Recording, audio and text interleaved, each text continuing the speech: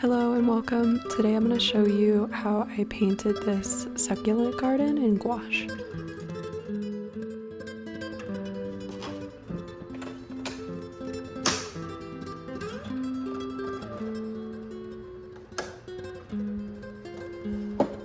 As always, my paint palette is a bit of a jump scare.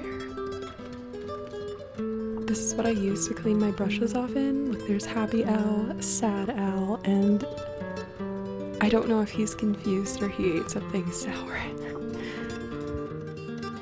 I love starting a gouache painting with an underpainting, especially in pink. It really makes it easier for me to see the colors properly, because if you just start on white and you're applying color to it, it really skews your perception of the colors because you're starting at such an extreme. So if you lay down something that gives you at least a bit more of a mid-tone or some kind of context to work within, I feel like it makes it a lot easier for me in terms of color accuracy.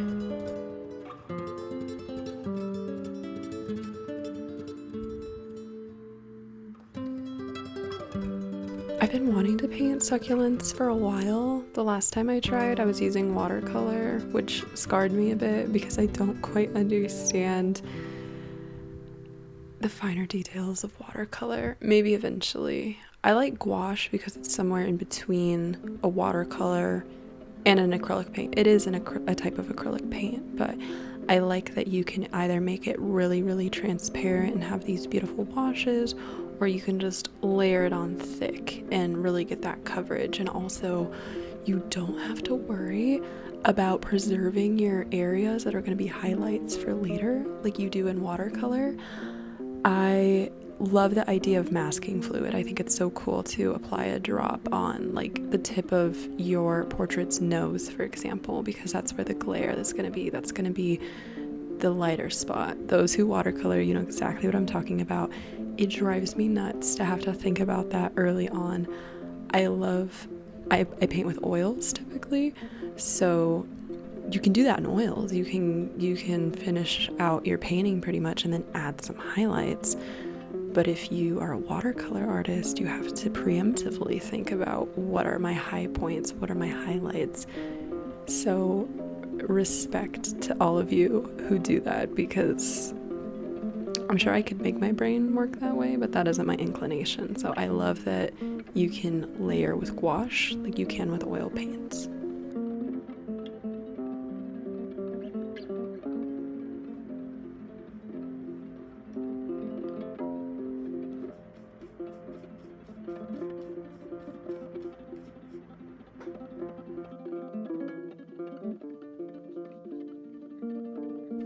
I was already getting a bit tired at this point of painting succulents because I was like, there's so much detail involved in this. What did I do to myself?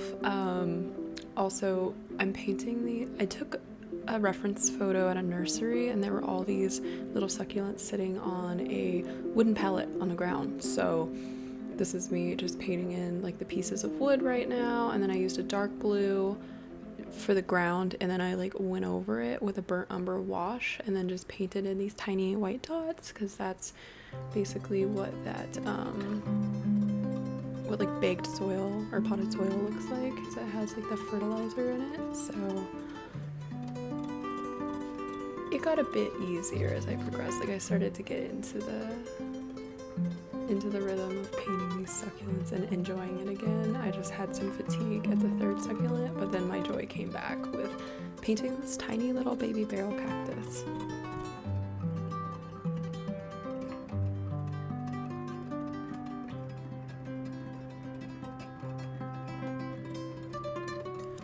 Also, if anyone's watching this and you have ideas or there's something in particular you want to see, please drop it in the comments.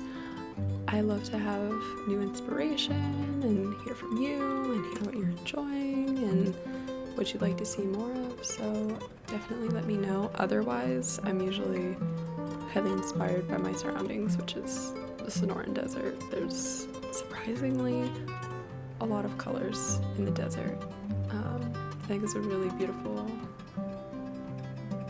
juxtaposition because you see a lot of flowering plants here, especially in the spring, against a very dramatic backdrop.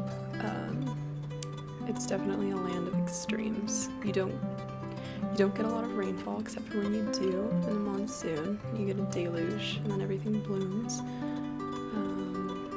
But yeah, I really enjoy painting cacti. I think it's like the play of light against them, and they come in so many different colors and shapes, and they're just very geometrically pleasing.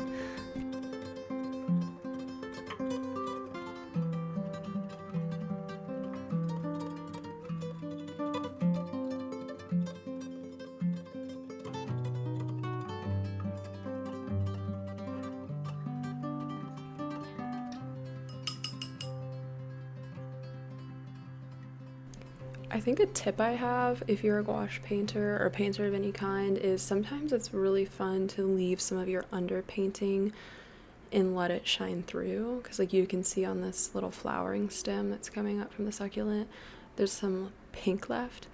I just left it because I thought it was cool. And there's really famous oil painters like Mark McGorry, who he says he will utilize the underpainting in the remainder of the portrait, or the painting. If like you have all of these layers that you're building up, use them to your advantage, let pieces shine through. I think it gives it a lot of depth. Like, I could have just painted the ground brown to start off with and just have been done with it, but I think painting it a really dark blue and then covering it up, you can see like it gives it layers, and soiled dirt has depth. Like, the world around us is three-dimensional. So just the thought, like, you can have one layer for sure, but I love having multiple layers. I also like making things complicated, so could be part of it.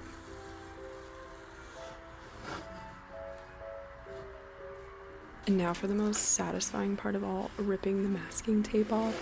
I did this inelegantly.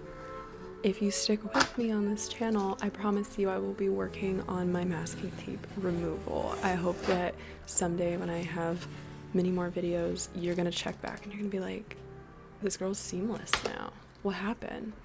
Her editing skills have improved. Everything's improved. I'm a small creator.